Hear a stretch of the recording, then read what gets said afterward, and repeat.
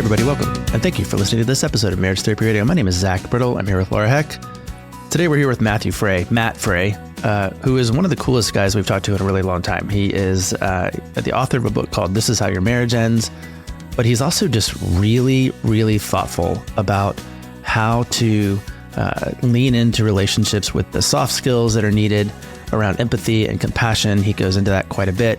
We really love talking to him. We will also celebrate one of our listeners, Edna, who has written in and asked some questions for Matt, and also who is one of our donors to Laura's fundraiser for Holden. If that's your jam, go ahead and donate on our page, marriagetherapyradio.com. But for now, I hope you'll really just take in what Matthew has to offer. We sure did. This is a very cool conversation. Stick around. You know what I see in the background? What do you see? I see Terry Reel's book. Yeah. And I see Susan Johnson's book. I have, I've been doing this like 10 or 11 years, amateurly. And what I was consistently hearing at the beginning was that what I was writing was sort of like I don't know how to say it without being like exceedingly self-deprecating, but sort of like the dumb guy version of Terry Reel's work. It was like the approachable the everyman version. Yeah. The everyman. There you go. Yeah. And, and I was like, okay. And I looked into it. He's a great guy. I've ended up befriending a couple of people who have like trained with him. Cool.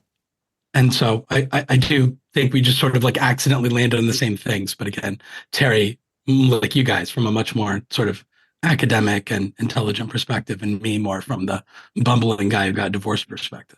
Yeah. Oh, well, that's kind of the podcast, though. I was reading you're not a bumbling guy, by the way. But I do think it's really important to take complex content that maybe, academics might read in a book and dumb it down, if you will, and just make it more approachable. And that's 100% where Zach and I are coming from. That's the whole point of the podcast. We call it infotainment. Like we'll sprinkle in some entertainment. Every once in a while, we'll get something really smart, like Matthew comes on our podcast and shares his wisdom, and then we get the info part, but the rest of it's entertainment.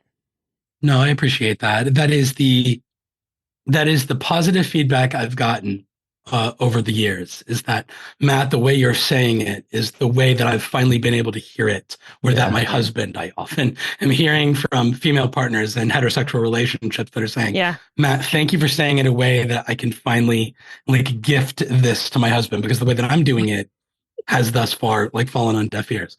I also would like to acknowledge how offensive that is for all of the people out there, mostly women, who have been fighting to be heard and seen for a long time. And it takes some divorced guy to accomplish it. I do feel a sense of shame about that as well. Yeah. I just spent last week in Costa Rica with Terry, and he's a good dude. And I think that it's true that you do have a way of articulating what he's saying, which is basically like prioritize relationality. Like that's basically the bottom line of his thesis. But I was listening to your recent podcast episode with Melissa Orloff this morning, and I, if you don't know or can't tell, am like one of the ADHDers that she's talking about. And she really was also, I think, articulating in a very cogent, intelligent way the ideas that I try to do in that simplified way. It's so interesting. I don't think that neurodiversity has to apply. I think that the idea that we're all us, and it's very difficult sometimes to step out of us to think about the experiences of someone who's not us, is a really, really simple concept, I think, particularly for people who are really empathetic and mindful in the relationship space, but exceedingly difficult for everyday people who think they have like a default do no harm policy, and they're unaware that things they do and say or don't do and say can result in pain for somebody else. And I really feel like that kind of sums up human relationships, romantic or otherwise, in a nutshell. Yeah. Well, we hit the ground running, which is amazing. We'd love to do that. I just hit record, we capture everything. But I wanted to kind of tee this up with two things. First of all, you're Matthew Fray. Thank you so much for coming on the podcast. We get to call you Matt? Is that a thing that happens? Or Please. Do you like Matthew? I'm mostly Matt. Yes, sir. Right on. We polled our audience. We were like, hey, we're trying to get some cool interviews. Wonder who you want to talk to. Your name came up more than anyone else's, which was interesting to me. It was like, it's really flattering to hear. So I was like, I got to find out how to talk to this guy. And you may know that we are a certified Gottman therapist. John Gottman wrote a book famously called Seven Principles for Making Marriage Work. In the first couple chapters, he sort of notes how he can predict divorce. So in some ways, he sort of buries the lead there. Like it's like, here's how to make it work, but oh, by the way, here's how you can ruin it. You don't bury the lead. You go straight to it. Your book is called "This Is How Your Marriage Ends." And so I am delighted and excited to hear from you, because I think you're right. People do want to know. They, every time they come into our office, I don't know, Laura, if you hear this too, they're like, so can you tell us if we're going to make it? Or can you predict right now? And I'm like, well, it takes some time, but I'm excited to just talk to you and pick your brain a little bit and hear about how you got where you are and how the book happened and what you've learned since then, because I know you're working on a new one. So by way of introduction, welcome, Matt.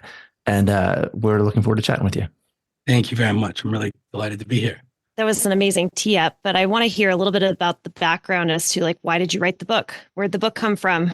I want to know about your personal experience of why you started writing. Yeah, no, happy to share it. On April 1st, coming up here in about a month, as of this recording, will be my wife lives on April 1st, 2013. I'll just never forget it. And I just took it really hard. And I'm sure you guys have heard every story possible, maybe even had your own individual relationships back in the day that didn't make it. And is it time though, Matt, to make the is this a joke moment that you had at that time on April 1st? Because it was April Fool's Day. Right. Mm-hmm. No, it's funny. No, I think about it, and I've used the line that, it wasn't an April Fool's joke. Yeah, she meant that. And she drove away with, at the time our son was 4, almost 5. And so in terms of like symmetry, my parents divorced when I was 4, almost 5. Okay. Wow. And that the genesis of my sort of like relationship with divorce and marriage stems from me being the 4-year-old, like waving goodbye to my father. 500 miles away is like my mom. Back in like the early 80s, you could just like move away from the other parent. Yeah. And that was like a challenge as a kid. And then it was so much worse as a father and as like a husband, feeling a little bit scorned and a little bit betrayed and a little bit abandoned, like when it happened. And so I just had never felt anything uglier and more painful than that. I'm about to be 45. I guess I was 33. And so in 33 years, I'd never like known something sort of like as dark and ugly. And so in the interest of sort of self-preservation, I said, okay, what is it that I can do to protect myself and my son from having something like this happen again? Wow. And that was, so it started as a really selfish exercise. And in my work, which was predominantly just like spewing, like emoting to the internet, like on a blog that I started,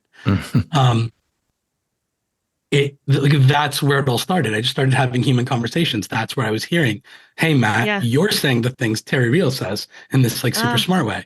And it just piece by piece, week by week, month by month, I was getting more insight into, wow. And then I landed finally on the idea that I think is really, really important for a lot of people. And if we're going to get super specific, often men.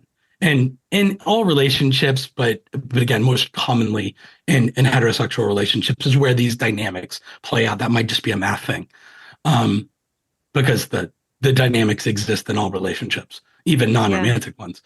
But the idea is that good people, really good, well-intentioned, really smart people can be not so great relationship partners.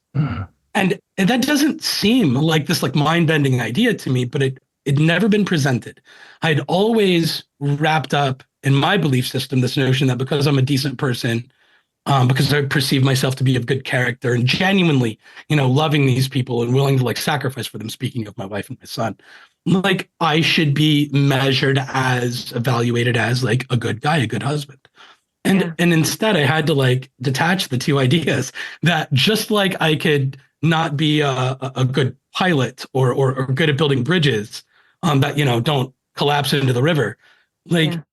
I can also fall short of executing husbandry at a high level. And once I got to that point and I realized I don't have to be defensive, like I don't have to like protect like my ego and my self-interest so much. I can still be a quality human being and have fallen short of some of the the behaviors that would have resulted in, I think, just healthy, good partnership.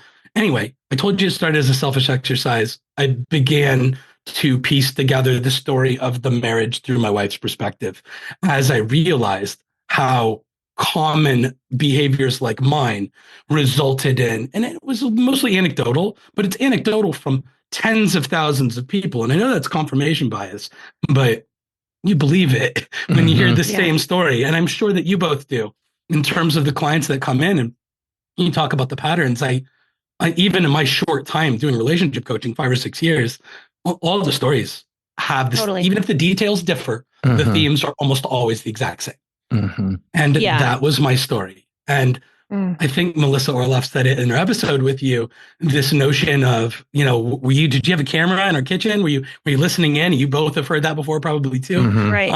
Like, Matt, I'm reading your book and you're writing my story. And that's what they were saying about the blog before the book. So anyway, that's how I got started. I started writing a book. I sort of inadvertently landed on a conclusion that I think resonates with a lot of people, air quotes, like me. And so somewhere along the way, somebody said, "Hey, Matt, what about coaching?" And I fought that for a couple of years, but finally I relented and said yes.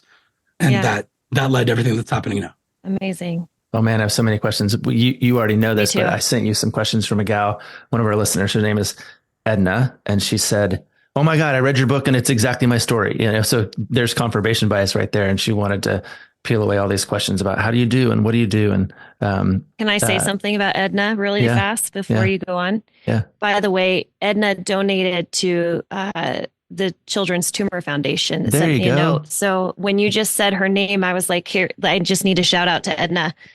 Because I know that name and I've corresponded with Edna and thank you for your donation. Be like Edna. Continue. Laura's son, like if Edna. you haven't caught this yet, he has a rare tumor situation called, what is it called? It's called NF2. So NF2, tumors that... It's become our pet project to raise money for the year, ostensibly to help Laura run a marathon, but also to raise money for research. So anyway, that's a side note.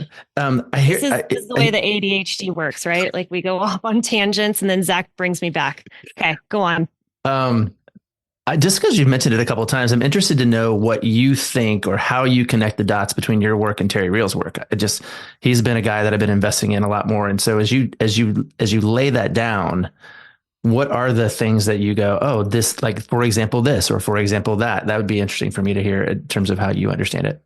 I would have to be able to articulate Terry's work, I think, with more precision to answer your question. Just tell us about yours. Yeah. But in a more general way, I would say, I think Terry focuses a lot on concepts around like patriarchal society and masculine, feminine energy, which doesn't always show up as like the man doing this thing to the woman. But I think in general, and I hope I'm not misinterpreting or misspeaking, and please correct me if you believe that I am about Terry's work, but this notion that in male-female relationships or masculine-feminine relationships of any kind, there is a dearth and absence of soft skills, of concepts like compassion, empathy, validation, just really, really useful,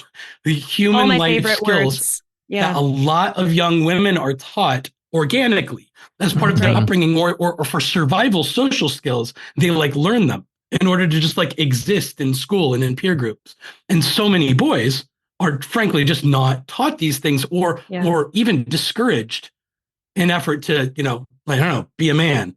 And some of these, semi-toxic messages, like sort of application specific, I guess. But in the context of human relationships, I think the most critical being marriage or long-term partnership and parent-child relationships, that men are deprived lessons that would be very useful in like nurturing and showing up effectively in those. And then there's like, a lot of like shame and anger around it today.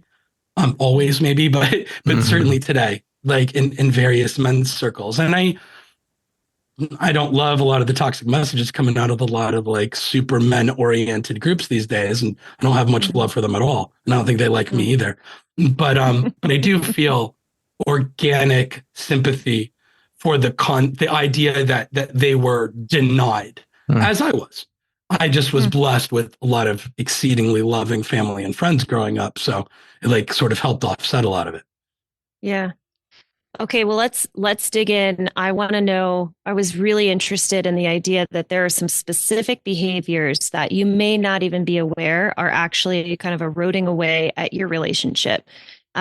What can some of those behaviors be? Like, I would love to just hear just what are you seeing, and what are you hearing are consistent behaviors that are unhealthy, unhelpful, and contributing to divorce? In my coaching work, I pare like almost all human behavior down to two ideas. And I'm often working with men, and I'm often trying to sell them on the idea that they have a lifetime of habits. And I don't know if like neuroscientifically to the letter of the law, what we do day in and day out as routine is necessarily a habit. But I think it's a useful model for thinking about, I just do things on autopilot. Right. Some percentage of those things result in negative experiences for my relationship partner. Yeah. And so I just think that's the default setting of human beings, and that any two diverse people you put in the same space, most of the time, you're going to sort of accidentally step on one another's toes in this way. And so the two ideas are validation. And so I lead in my coaching work with this idea that, and I think the simple way that I try to characterize it is we must be able to have successful conversations. One partner must be able to go to the other and say, hey, I hurt because of X, Y, and Z conditions. Or when you say or do these things, you know, like something bad happens to me. And I like to equate it. I like to map the concept of pain onto it because I think it's very useful. I think some people may quibble with that, but I do believe over time this idea hurts. And the way that I characterize that I will encourage people to think about validation are these three like really, really common scenarios in which we invalidate people. And I think the invalidator frequently just thinks of it as an adult disagreement, which people have all the time. And there's nothing immoral or inherently wrong with it. But it will erode trust in relationships if your partner can't trust you to say, hey, something's wrong for me. And if they don't get feedback or a response that they experience as love and care, it starts to whittle away at trust in a relationship. Yeah. And so the three ways I think we consistently invalidate people is we don't think the same thing they think. We just believe something different. And then we have some sort of debate about it. And I think the unintended consequence is what I think is superior than what you think. I think the really ugly way to think about it is if I think something different than what you think and I'm going to fight you on it, I'm implying that you're wrong, that you're stupid, or that you're crazy. Every time your brain and my brain arrive at a different conclusion. The second thing is the emotional inverse. It's like the emotional experience we have, the feelings we have essentially. Your reaction, your emotional, physiological reaction to that event happening is different than mine. And I think mine is superior to yours. And I think the unintended consequence is when your feelings come into conflict with what I feel, I choose me over you. And the ugly version is you're weak, you're hypersensitive, you're overreacting, you need to grow up, toughen up, something like that. Some implication that when I don't think or feel the things that you think or feel, I'm going to imply that you're wrong or broken or need fixed on some level, and that I choose my thoughts and feelings over yours. I think this is the unintended consequence of these little everyday conversations, these really benign, things like on the surface that seem so silly. And then the third one is defensiveness. And it happens all the time with well-intentioned people. This idea of, I meant no harm. How could you interpret me that way? And defensiveness, to me, I think, boils down to this idea that I choose me over you. You come to me to communicate a problem, something bad that happened to you. I'm either somebody who hurts you on purpose and already knew about it, which means you probably shouldn't be in a relationship with me, or I'm a good person and I'm fundamentally unaware that what I just did or didn't do resulted in some measure of pain for you. And what I tell like every client that I work with today is, I wish I'd been the kind of person that expressed gratitude to my wife for pointing out when something was upsetting or saddening or scaring her on some level or whatever, because if I truly profess to be somebody who loves you, and I truly profess to be somebody that is not intentionally harming you, shouldn't I be grateful for insight into like some scenario that I never even occurred to me. But instead, I'd get so angry with her for like always finding something new to complain about. Right. The refrain of virtually everybody I talk to, because again, most of the guys are so much like me, it's terrifying. Yeah. I just thought I should be given all of this credit for, all of these sacrifices and all of these so-called good things that I was doing over the years. I never took any responsibility for the idea that my wife could hurt because of things I wasn't paying enough attention to. Anyway, so super long answer. The first idea, the fail safe is validation. We're going to spend our whole lives accidentally hurting or inconveniencing people because we're human and not psychic. Yeah. The work is, if I choose to have a healthy relationship with you, you can trust me to pay attention and to repair scenarios in which like I wasn't aware. And it starts to me with verbal communication. I just can't think of a more efficient way. The second umbrella of behavior that I boil things down to is mindful consideration of other people's experiences. And, you said, what are those things? I mean, that can manifest as everything. That can manifest as the toilet seat being left up or the dish by the sink or me consistently being 3 minutes, 4 minutes later than I said I was going to be. The tone of voice I use at a dinner table when I'm sort of mocking you in front of our friends or in front of your family at Sunday dinner or whatever. There's just an endless string of scenarios in which a different person feels something akin to, if not outright pain, as a result of something I'm doing, saying, or not saying. And our inability, the royal we, our inability to recognize, honor, and like repair those little sort of like micro transgressions that exist. I just think is the genesis of most trust erosion, which sort of begets people falling out of love, if you will, with one another. I want to jump into this idea of mindful consideration, because if we look at the sort of qualitative information that we're taking from our clients and what they're saying, I am seeing a massive difference in genders where females are saying, I think about you all the time.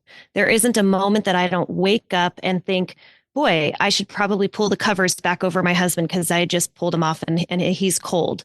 Or I need to, grind the coffee beans in the garage because I don't want to wake you up. And it's like, I hear from women all the time saying, this is ingrained in me. I think about you all the time. Why is this not second nature for you as the man or the masculine energy in the relationship? And I'm wondering if you're butting up against that too, or if you have some suggestions as to why it may not be something that is ingrained culturally or taught for men, particularly to be mindfully thoughtful of other human beings in their surroundings. Because I see a massive difference. Yeah, I don't profess to be able to explain the genesis of an absence of consideration for other people, but the way that I talk about it in my work, and you summed it up so perfectly, so I'm just essentially repeating in my own silly way the thing that you said. But I always describe it as like this really basic algebra equation. And so I'm talking to guys, and I apologize for anybody who can't see me because I'm like holding out my hand to like represent a math variable, like X, if you remember, like just algebra 1 in high school. But the most common woman I encounter in my work is statistically a married mother of 2. And she says, Matt, I'm a person, I'm an individual, I'm a variable. In the math equation, I used to make decisions. I want things, I need things, and then I go do something about it. I take some action. It can be really small, right? I'm thirsty, I get a drink. I'm cold, I get a blanket. My hair's starting to look like unkempt. I'm going to schedule an appointment. I want or I need something, I go do it. It's like the default setting of mammals, like always.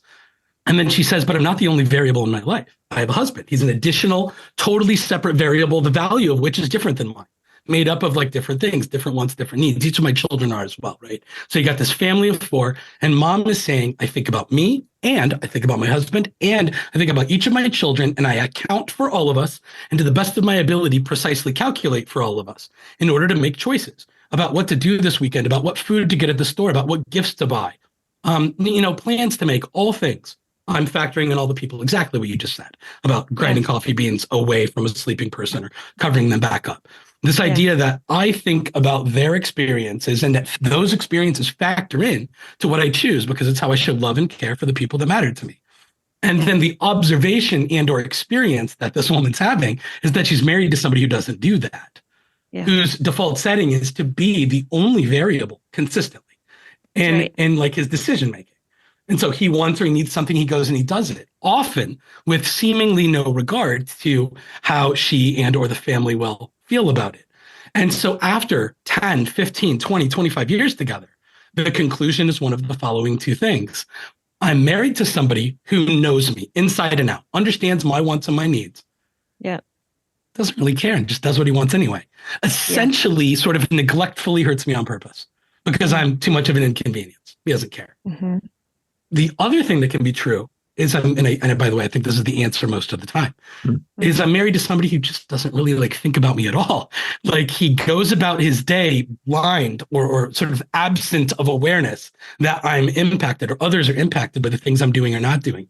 And that too, after 10, 15, 20 years is a really sad story because she's often saying, I feel that small, that invisible, that unimportant, that sort of left behind in the marriage. And I understand that story, and that's the story I'm telling to like everybody I'm talking to. And I'm saying, and you can usually met. And I'm really trying to like connect with them this idea that the sum of your actions habitually on autopilot inadvertently results in the person you profess to love the most believing that they're of little significance to you. And the work, as I see it, both under the umbrella of consideration and under the umbrella of validation, becomes mindful, habitual change, choosing to show up differently.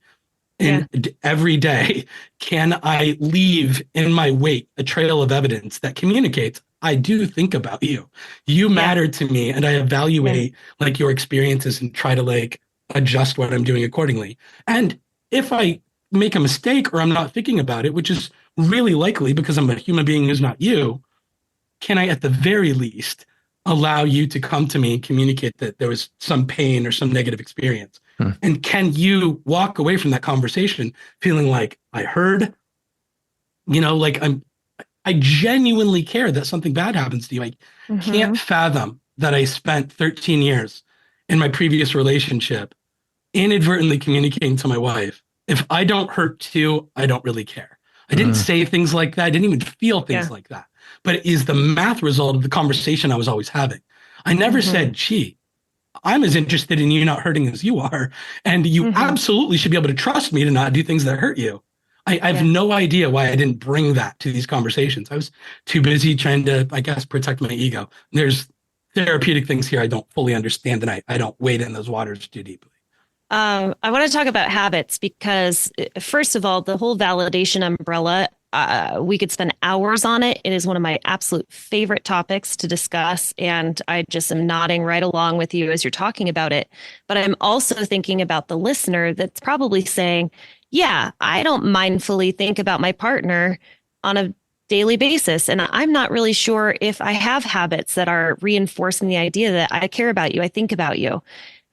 It reminds me of, so I did a talk at Google. I had a room full of engineers, about 150 engineers. They're all men. Yeah. And no, it was great. I just didn't have any eye contact the entire time. They were all looking at their phones. I can't imagine 150. Yeah. and at one point I thought, I don't have anybody's eye contact. I have no idea whether or not what I'm saying is connecting with this audience of men and male engineers. And then all of a sudden I said, what would be really helpful, guys, is if you were to be able to check in with your partner on a daily basis and just send them a text and say, I'm thinking about you. I care about you. How's your day going? Whatever it might be. And I said, you know what? That's hard to remember in the middle of your day when you're working and you're grinding. Why don't you set an alarm on your phone for like 1:23 p.m. and every day at 1:23, you send a text to your partner. And it just is a unique text every day that I'm thinking about you. How's your day? What's going on? Can I get anything on the way home? But it was reinforcing a habit for them to be able to reach out to their partner and say, I care about you. I'm thinking about you. I hold you in my heart and in my mind. And that was the moment where all of a sudden everybody connected with that, because what I was doing was I was giving them a habit to do that had a trigger. So they set an alarm on their phone, and I got a lot of feedback that was the most interesting part of my entire talk. But I was thinking about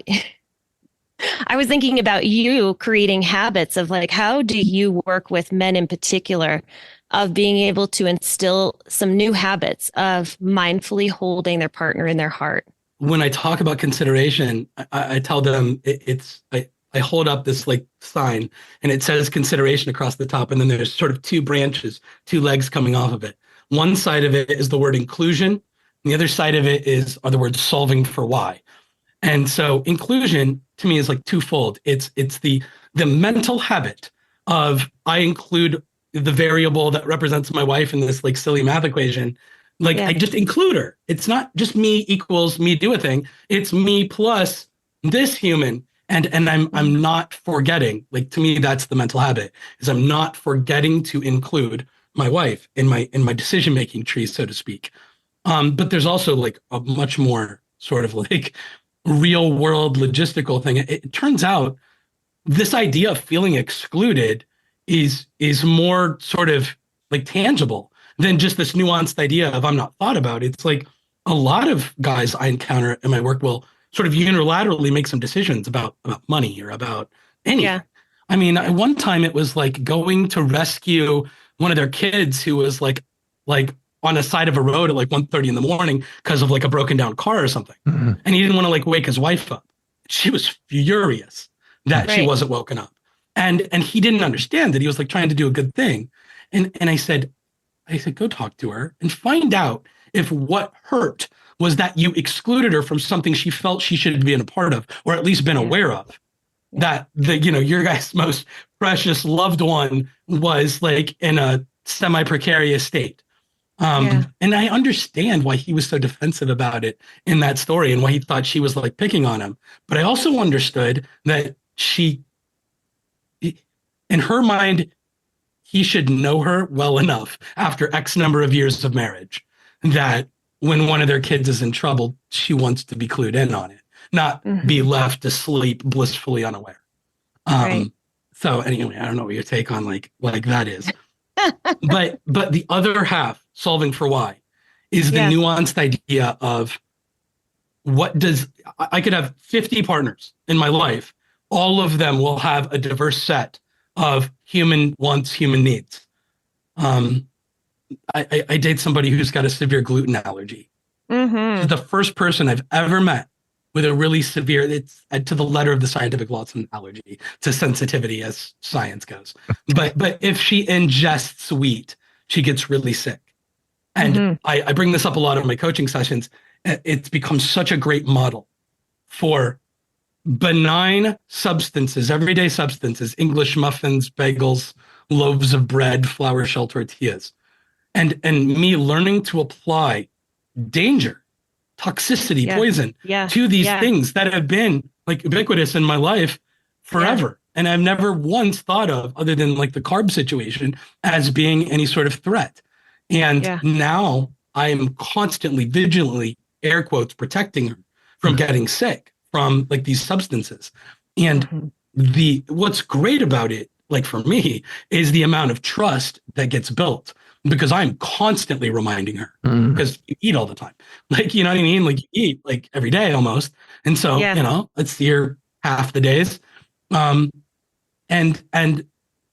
food's often involved, and she's constantly seeing me, whether I'm preparing food or whether we're like out somewhere, advocating for her experience with it in a way she didn't experience in her previous marriage, in a way she doesn't experience from her mom, dad, siblings, at holiday get-togethers and stuff, which I experienced this past Christmas. And it's really interesting. And I tell that story because I really think that's the model. What emotionally nuanced thing in your life is invisible to you because it seems so silly? The idea that eating an English muffin could make you sick. It does seem silly until you're a person that will get sick from that. It seems silly that like eating snack peanuts would potentially kill you, but there are really some people out there who might die if they ingest a peanut. And the work, it's not, I'm not evil or dangerous because I have bread or because I have peanuts or because I would put them out for other people to potentially have. But how I behave when I discover that one of my guests or friends or whoever is a threat to get hurt or sick or die because of this thing that doesn't impact me, I just think conceptually that's what a dish by the sink, the toilet seat being left up, all these little random decisions that happen in a given day in a relationship boils down to things sort of as seemingly benign as that. And the work is can I leave evidence that says, I see you, I think about you, Yeah. I know you, and you can trust me to make decisions that account for not just my experiences, but yours. And that is what my wife couldn't trust me to do, and what I hope I can demonstrate moving forward with all the people. I love this whole discussion. I think your program sounds amazing. I wish I had it Me 10, too. 15 years ago. I've fumbled my way into a healthy marriage at the moment. I've been married to Rebecca for 26 years. We've probably been married 4 or 5 different times, but you started answering questions that I really have, but we're going to be friends forever, you and me, Matt. So, but I wanted to know if you were dating now. Sounds like you are, but I'm also like really interested to know what's your relationship like with your ex-wife and your son? Like, how's that going for you? Or what's been the aftermath of you coming into all this awareness 10 years later, or 5 or 6 or whatever it was? I don't think that she knows the degree of work that I've done, to be fair. Her only experience with it would be her experiences with me, which I do think she probably would. I don't quiz her on this stuff. Yeah. But I think she sees me. I know she didn't do that. She told me, she's like, man, I'm just letting you know I'm not going to read it. Yeah. I'm like, it's okay. Like, you don't need to read it. It's just a big mea culpa, the whole thing, really. Yeah. And it's fine. She doesn't owe me anything. She's been with somebody for like 8 years. Yeah. They have like a new house. They just moved like, I don't know, 6 months ago. Yeah.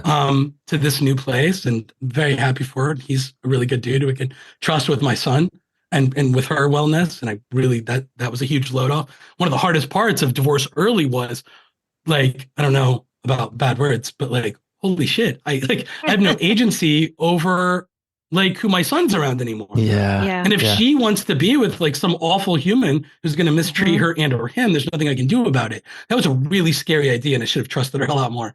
But guys, he's a rock solid human being. Well, how could he not be? I mean, you seem so committed to soft skills for in general. And if you're passing that down at all, you're getting ahead of the curve already for this next generation of men that he's a part of, right? So that's I hope so. My son is a good kid. He's going to turn 16 in June. He's a sophomore in high school. He's on the young side of being a sophomore in high school. But I don't know. He's great. But I'm really proud of my relationship with my ex-wife. We are exceedingly cooperative, and I think she would say I'm a reliable, trustworthy, considerate co-parent. In ways that she couldn't trust me to be in our marriage. Yeah. She could not trust me, and I understand. And it's because of all the things I'm talking about. I'd leave a glass by the sink and then act like she was an asshole for being upset about it, even though we had 7,000 conversations around what that meant to her versus what it meant to me. It meant nothing to me. Yeah. I just didn't want to be mommed. Yeah. But I don't know if you remember the Melissa Orloff conversation. She talks about like the parent-child dynamic that shows up. It very much shows up. Yeah. And one of my favorite parts of my book, and it originated as a blog post, was called "She Feels Like Your Mom and Doesn't Want to Bang You." Was like describing how sex dies because we inadvertently put our partner in a parental role by not accepting responsibility for various aspects of our lives. And that was certainly true in my marriage. I was fundamentally unreliable. And I don't think it's because I was a bad person or an idiot necessarily. I did not connect the dots around, you have to be able to trust me to honor your experiences in order for there to be the requisite amount of trust in a relationship. That idea was completely foreign to me. I thought she was being overreactive, sensitive, immature, things like that. When turns out I was those things. You've got a new project in the works. So what are you working on now? I'm working on, it's currently untitled, but I do have a second book in the works. The idea is, I don't want this sounds exceedingly egocentric, and I don't want it to, because I'm not this self-congratulatory. I don't think so highly of myself that I think I'm going to come up with some mega bestseller. But the pitch was, hey, Matt, you know how there's like so many teenagers get chicken soup for the teenage soul when they graduate high school? And I'm like, yes, I'm aware of that. I think I probably did too, even though I didn't read it. Yeah. And you're like, well, what if we came up with like that size, that sort of like giftish book length, that, I don't know, 200-page book that is for young people, probably men, like when they get engaged or when they're thinking about marriage, that sort of like pre-marriage manual. Like, and essentially, I mean, let's just be honest. It will be, this is how your marriage ends, reformatted, with hopefully a series of interviews with a lot of people much younger than I am. I turn 45 next month. And I don't think I'm quite in touch with 20-year-olds like I might have been in the past.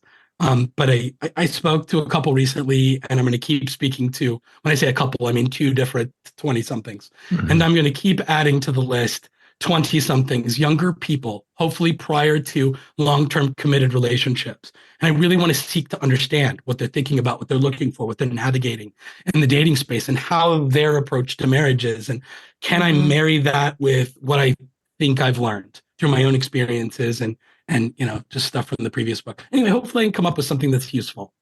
Hopefully I can come up with the book that would have been useful to me. Here's the hard truth. That's always it. Not sure I would have read it.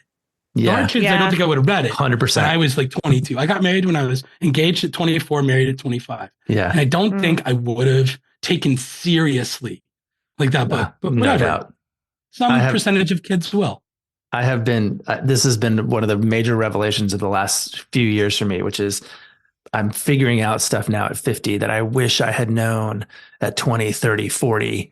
And I'm like, if only I had known. And then I'm like, I think I probably did know. I think somebody told me. I think I read that book. I think I heard that from a mentor, and I just wasn't ready to listen or conform to the wisdom that I had to earn, I grew up in a small conservative town at Catholic school, and every guy I meet that grew up in small conservative towns that went to Catholic school or otherwise, like just really, and I don't mean to denigrate conservatism or religion of any kind. There seems to be a correlation between boys raised like me and then how we showed up in marriage. Sure. And it's like I did.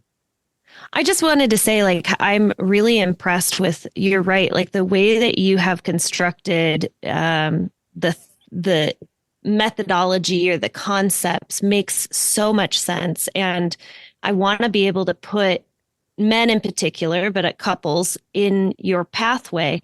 But part of me is like, they can read the book. That's great. You're doing coaching. Do you ever work with groups or speak to groups? I have like a phobia around public speaking. So I've always avoided it. I've been invited to a bunch of things and turned it down. I bet you have. So chicken about it. I'm much more comfortable in like a panel environment.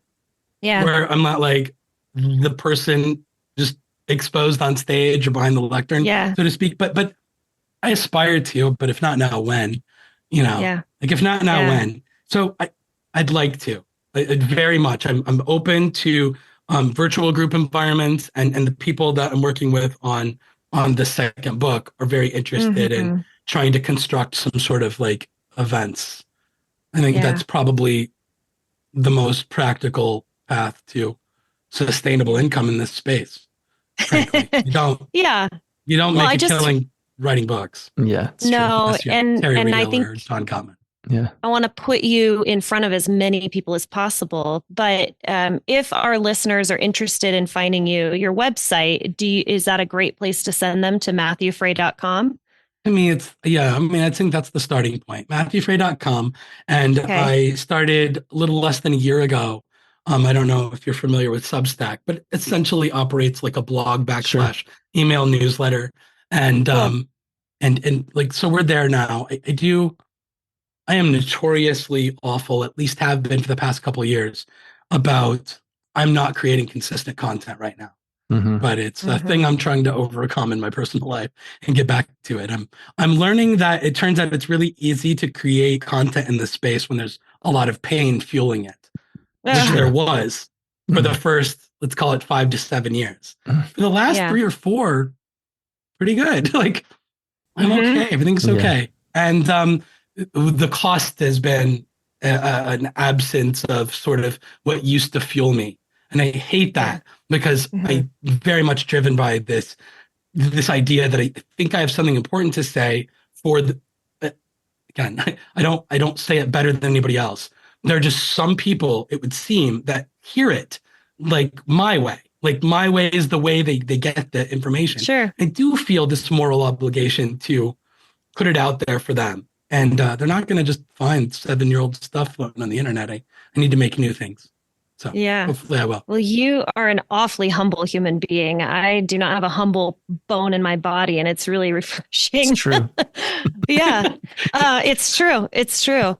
Okay, so you, Matthew Fray, you've got your books. So they can check that out wherever you buy your books at your local bookstore. Check it out. This is How Your Marriage Ends. And what else? What else can we do to help you out and support you? Honestly, that's it. I want people to have healthy relationships, and I just don't care what their path is. I would only want people to work with me if I'm the thing that helps. And I don't profess to be all things to all people. Sometimes I'm just like kind of the right guy because, it's often been described as like having a drink at the bar and having a relationship conversation. Like that's, and some people like that. I get some that. people want to sit at the bar and have a drink and talk relationships. That's what works for them. And that's our vibe, actually. And I think our audience is going to connect really well with you. So I'm glad that we had you on and that we can give them you as a resource to check you out, because I think it's going to be a really great fit.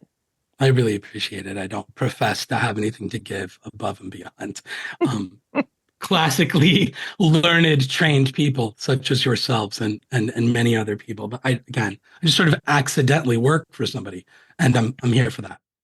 Really glad to have you on. Yeah, no, thank you so much for the opportunity. It was an absolute pleasure to meet you both.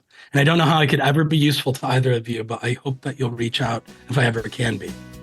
Shall we land this plane? Yeah, totally.